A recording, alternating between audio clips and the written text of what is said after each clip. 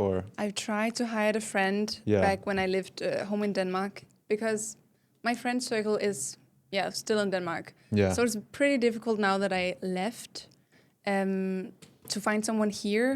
And also I just like to connect with people. I work best with people I connect with. So I just think it's so difficult. Also, I hired a friend. I want to save money. She wants to gain money. So it had like frictions. So I would like to have like a fully professional. Yeah, where there's no emotions and like sympathies in the way. Yeah.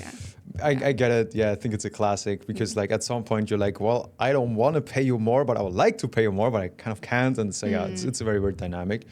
So in terms of that, so how many times per week would you have to shoot, for example? If you like would have some structure and say, okay, half the week I'm just doing what other stuff, focusing on my private life, but how many recording days would you need a week? What would you say? Well, if like these tasks got taken off my shoulders, I can't really see myself crashing that much. So I would assume like more days, like maybe 4 or 5. Gotcha. Actually, yeah. 100%. Because the way I would go about it, which obviously you will have to kind of put that into your own situation also, like what you said, right? You have different demands for like that type of person. But the way we go about it for our own creators, because we tend to hire like a filming assistant pretty often because we do like comedy content where there's like a cameraman needed. Yeah. And the way we go about it is we just try to search on the student market, for example. There's a lot of students, even here in Cyprus, I think, where there's a lot of like websites and forums of like students searching for work. And we just approach them like, listen, we need a filming assistant.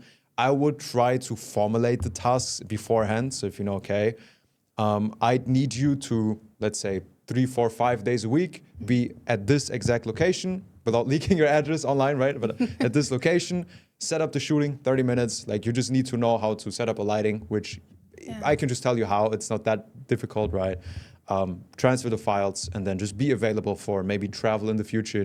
If you decide to go somewhere, they would maybe even come with you and then give them the salary. And we noticed that there's a lot of, would you prefer like a male or female assistant? I don't care. Yeah. Really. Yeah. Gotcha. So then we just let them go through, like we just catch coffee with them or the creator catches coffee with them to, like you said, right? Just see, you can spend time around this person without them being like weird, you know?